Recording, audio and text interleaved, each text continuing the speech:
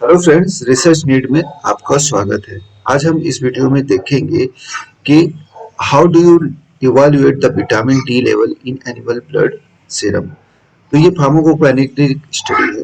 तो आपके पास जो भी कीवर्ड्स हैं जो विटामिन डी से रिलेटेड, फार्माकोकाइनेटिक स्टडी से रिलेटेड, उसे आप गूगल पे डाल दीजिए और सर्च कीजिए। जो भी आर्टिकल आपको मिल रहा है उसे आप फर्स्ट ऑब्जर्व कीजिए कि उसमें एब्स्ट्रैक्ट क्या है, उसका टाइटल क्या है, वो आपकी स्टडी से रिलेटेड है या नहीं है। इस वीडियो में हम देखेंगे कैसे लिटरेचर सर्वे किया जाता है किसी टॉपिक पे। तो यहाँ पर आपने एब्स्ट्रैक्ट पढ़ लिया, फिर उसके बाद आपको मटेरियल मेथड पे आना है। और मटेरियल मेथड में आपकी जो स्टडी है, एनिमल स्टडी से रिलेटेड जितने ग्रुप्स हैं, कितने ग्रुप्स आपको रखने हैं, आपके नंबर ऑफ एनिमल्स कितने होंगे, और उसमें जो मेथड है वो क्या है। इसमें जैसे विटामिन डी में आप ब्लड को कब कब विड्रॉल करेंगे, तो वो सारी जो पॉइंट्स हैं आपको इसमें सर्च करना है। वो कैसे इन ये पेपर में इन्होंने एक्सप्लेन किया है, उस सारी बातों को आप यहाँ पर स्टडी करोगे।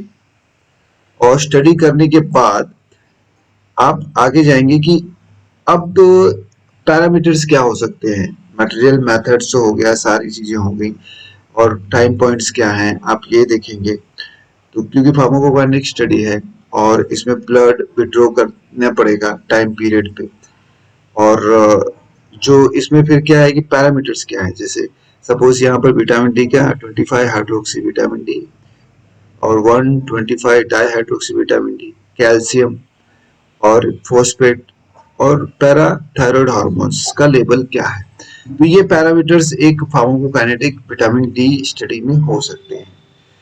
तो ये आपका फर्स्ट टॉपिक था। फिर उसके नेक्स्ट हम यहाँ पर सर्च करेंगे विटामिन डी बायोट्रांसफॉर्मेशन। तो हमने यहाँ पर सर्च किया और इमेज का ऑप्शन सिलेक्ट किया और गूगल में तो हमें एक इमेज मिल गया है। तो हमें सिलेक्ट करना है कि कोई भी इमेज जो रैंडमली, क्योंकि इमेज हमें जल्दी से इंफॉर्मेशन दे देते हैं कि क्या ट्रांसफॉर्मेशन की कंडीशन है। तो यहाँ पर स्किन में से यूवी की मदद से 7 D hydro cholesterol vitamin D को फॉर्म कर रहा है स्किन में, और विटामिन डी से फिर लीवर में जाके वही vitamin D 25 hydroxy vitamin D form हो रहा है। और उसके बाद ये किडनी की मदद से किडनी में जाके 125 डाईहाइड्रोक्सी विटामिन डी फॉर्म कर रहा है। तो ये इसके लिए ये CYP2R1 लीवर में और CYP27B1 किडनी में, ये दोनों बायोट्रांसफॉर्मेशन में हेल्प कर रहे हैं। और लास्ट में ये जो 125 डाईहाइड्रोक्सी विटामिन डी है, बोन, इम्यून सेल्स और लीवर जो सेल्स हैं उसमें उसमें जाके ये मीन्स विटामिन डी का जो रिक्वायरमेंट है वो फुलफिल कर रहे हैं। तो यहाँ पर हम दूसरी भी इमेजेस ऐसे ही देख लेंगे कि जो कंडीशंस हैं सब में वो फुलफिल हो रही हैं या नहीं। तो ऐसे ही इमेज से हम हमारा जो इंफॉर्मेशन है, विटामिन डी का जो ट्रांसफॉर्मेशन है, जो उसके मेटाबोलाइट्स जो चेंज हो रहे हैं बॉडी के अंदर जाके, तो वो हम यहाँ पर देख सकते हैं पूरी तरह से। ऐसे ही सारे इमेजेस में बहुत सारी इमेजेस आपको मिल जाएंगी, जो आपको समझ पड़े वो मिले इमेज देखिए सर्च करके, और फिर अपने नेक्स्ट पॉइंट्स पे चलिए। तो अब यहाँ पर ये हमें तो पता चल गया कि बायो ट्रांसफॉर्मेशन ऐसे हो रहा है। तो नेक्स्ट हमारा जो सर्च होगा हम वो देखेंगे।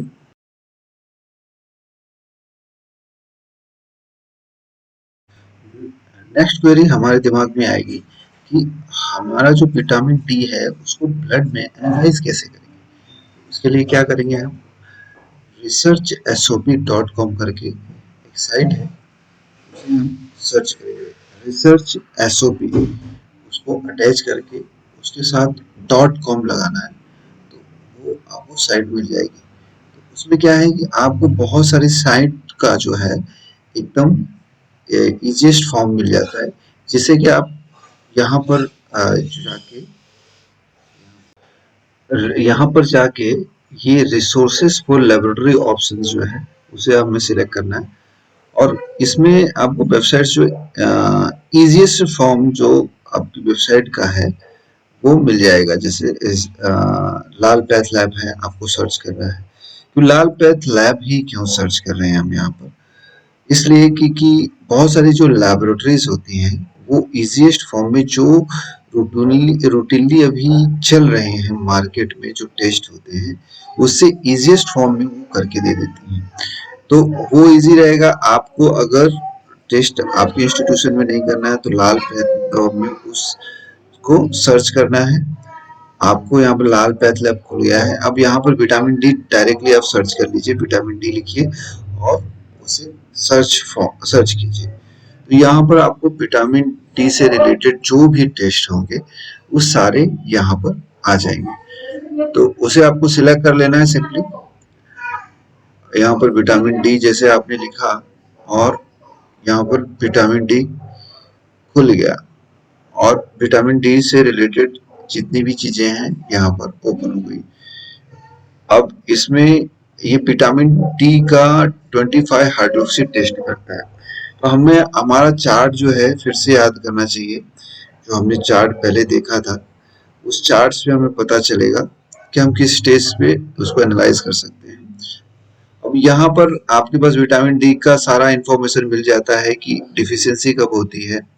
डिफिशियंसी लेस देन 25 पर होती है नैनोमोल पर लीटर पे, और इनसफिशिएंट कंडीशन 50 टू 75 है और सफिशिएंट कंडीशन 75 टू 250 के बीच में, और टॉक्सिक कंडीशन 250 तक है, मोर देन 250। तो ये जो सारी बातें हैं आपको यहाँ पर इस खाली एक रिपोर्ट फॉर्मेट से ही पता चल जाती है। यहाँ पर जो मेथड है उसको CLIA ऐसे किया है, यानी केमिल्यूसेंट इम्यूनो एसे, ये इसका फुल फॉर्म है। उससे ये पूरी विटामिन डी को एनालाइज किया गया है। तो यहाँ पर बहुत सारी चीजें इजीली क्लियर हो जा रही हैं आपको। तो ये रिपोर्ट फॉर्मेट खोलने का एक आपको सिंपल से। इसके बाद नेक्स्ट क्वेश्चन आपके दिमाग में राइज होगा कि नैनोमोल पर लीटर का कन्वर्जन आपकी जो अभी रिसेंटली नैनोग्राम पर डेल में कैसे करेंगे। तो उसके लिए हम सिंपली सर्च करेंगे और उसका कन्वर्जन फैक्टर ढूंढ लेंगे, जिससे कि इजीली हमारा जो है कन्वर्ट हो जाएगा। तो यहाँ पर हमने यहाँ पर इसको सर्च किया और सर्च किया तो हमें पता चल गया कि इसका कन्वर्जन फैक्टर क्या है।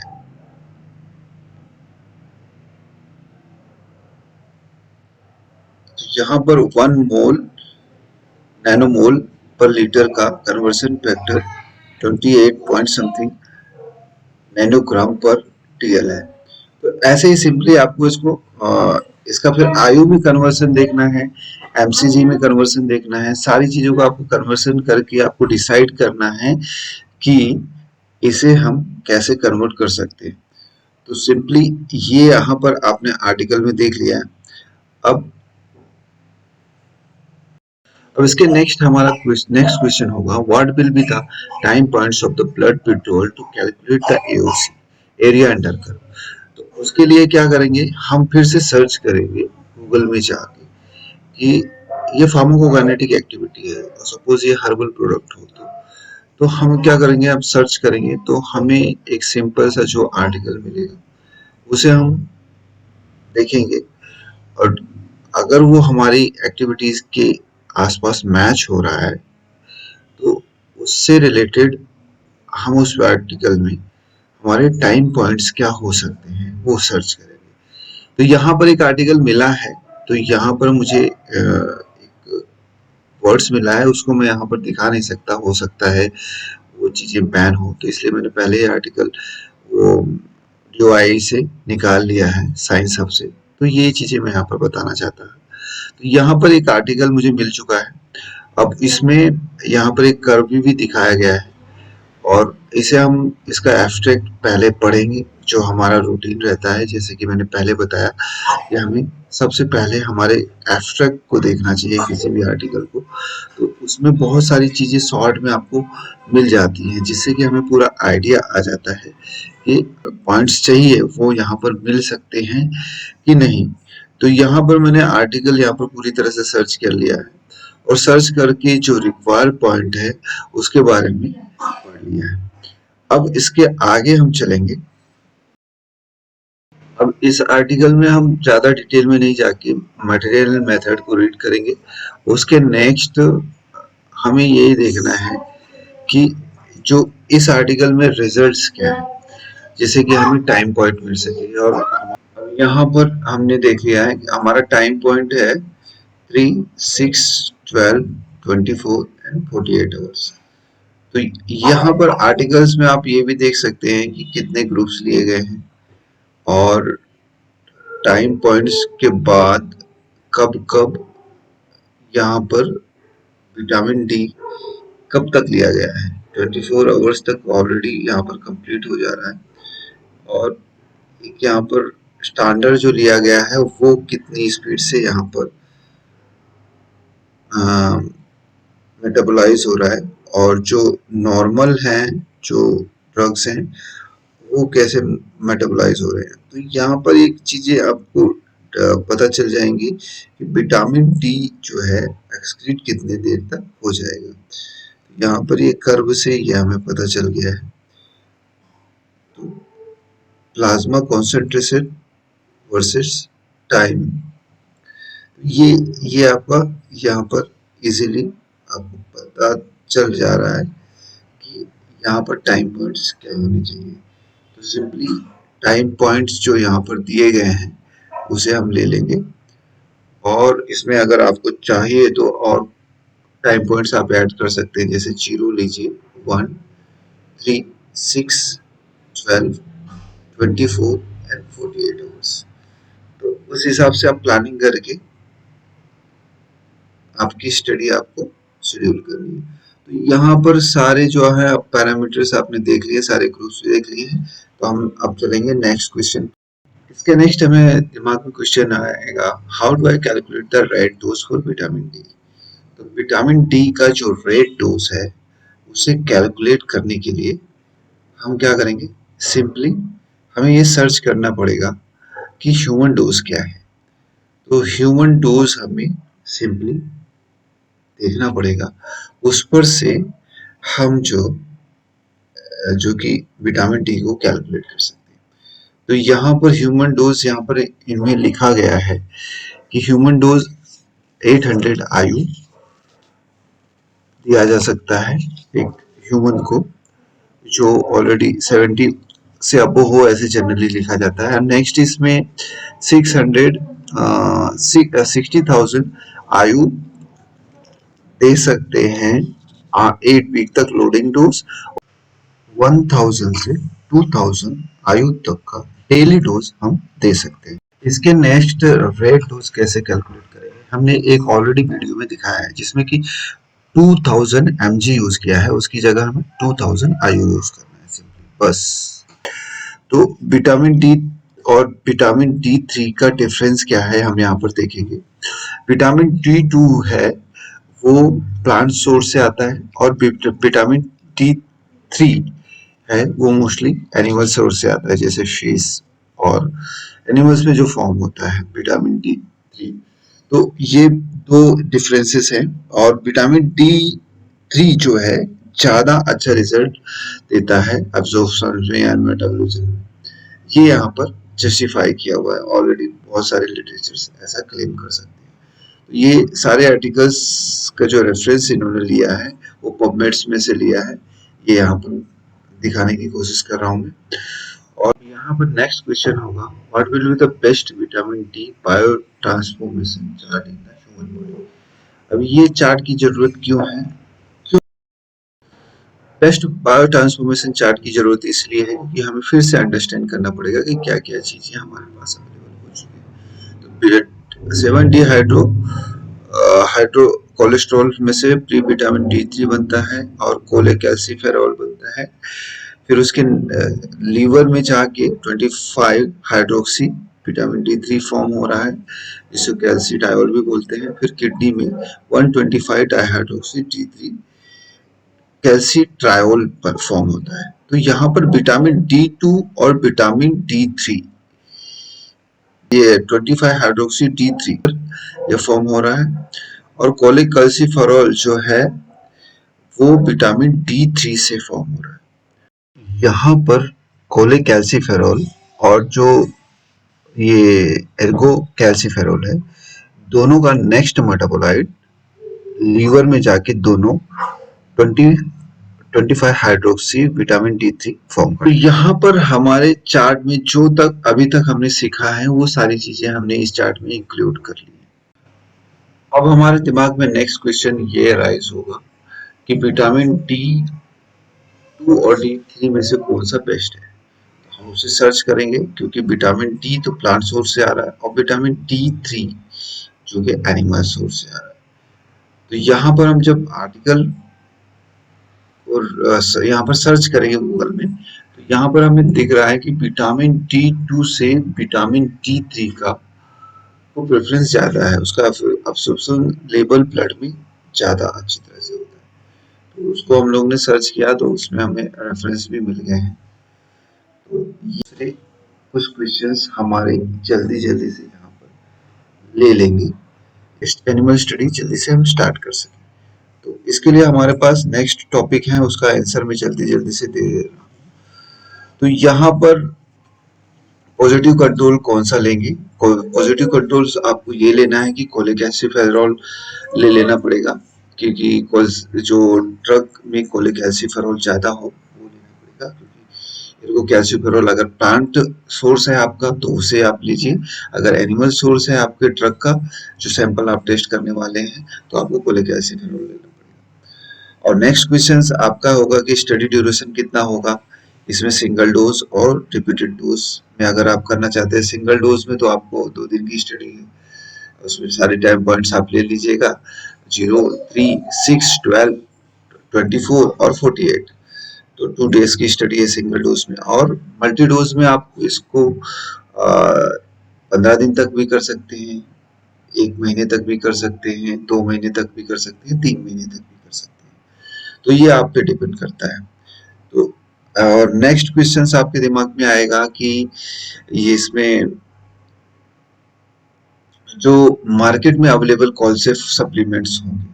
तो आप जब चार्ट ये देखेंगे, जो मैंने आपको चार्ट लास्ट में दिखाया है, एर्गो कैल्सिफेरॉल जो है वो ज्यादा वो फॉर्म में आएगा, कोलेकैल्सिफेरॉल फॉर्म में आ सकता है, कैल्सिट्रायोल फॉर्म में भी हो सकता है अवेलेबल हो, और कैल्सिट्रायोल तो मोस्टली तो एर्गो कैल्सिफेरॉल, कोलेकैल्सिफेरॉल, कैल्सिट्रायोल अवेलेबल है। जो चार्ट अभी मैंने दिखाया था कर्व वाला, उसमें कैल्सिट्रायोल यूज हुआ है, इसलिए वो जल्दी एब्जॉर्प्शन दिखा दे रहा है उसमें। तो ये आपका एक्सक्रीशन दिखा रहा है जल्दी से। तो ये आपका ये क्वेश्चंस आपको राइज होगा, उसका सवाल जवाब है। नेक्स्ट क्वेश्चंस आपका ये होगा कि सैंपल साइज क्या होगा विटामिन सीरम सैंपल्स का। तो सीरम सैंपल का जो सैंपल साइज होगा वो 100 माइक्रोलीटर के आसपास होगा, क्योंकि यहाँ पर आपको केमिलुसेंट इम्यूनो ऐसे कर रहे हैं। तो उसके लिए जो मशीन होगी उसका मिनिमम रिक्वायरमेंट होगा वो अराउंड 100 माइक्रोलीटर्स के आसपास होगा। नेक्स्ट क्वेश्चन आपका इस प्रोजेक्ट से रिलेटेड ये आएगा कि जो विटामिन डी है उसको जो सैम्पलिंग करेंगे तो उसको लाइट से प्रोटेक्ट करना है या नहीं करना है। तो यहाँ पर उसका आंसर है यस, आपको प्रोटेक्ट करना है, अदरवाइज आपका रिजल्ट वेरी हो सकता है। तो ये लास्ट में मैंने आपको सारे क्वेश्चंस आपके सॉर्ट आउट कर दिए जल्दी जल्दी से जो आपके दिमाग में आने वाले थे। ये ऑलरेडी बहुत ही लंबी हो चुका है ये वीडियो। तो ये लास्ट में अब मैं आपको खत्म कर रहा हूँ कि आप ऐसे ही आप लिटरेचर सर्वे कर सकते हैं किसी भी आर्टिकल के बारे में, पर सारे क्वेश्चंस आपको आर्टिकल्स पढ़ने के बाद ही आपके दिमाग में आएंगे। तो इसमें आर्टिकल पढ़ना बहुत जरूरी है। हर स्टडी के लिए एटलीस्ट 7 से 8 आर्टिकल्स तो आपके पास एकदम परफेक्ट होने ही चाहिए जब एनिमल स्टडी स्टार्ट करते हैं। तो कैसा लगा है मेरे वीडियो कमेंट करके बताइए, और भी कोई भी क्वेरी हो तो उसे आप कमेंट में लिखिए, मैं उसका जवाब जरूर दूंगा। और मेरे चैनल को सब्सक्राइब कीजिए और शेयर कीजिए लोगों को जो एनिमल स्टडी से रिलेटेड आपसे जुड़े हों। तो thank you for watching research news. Thank you very much.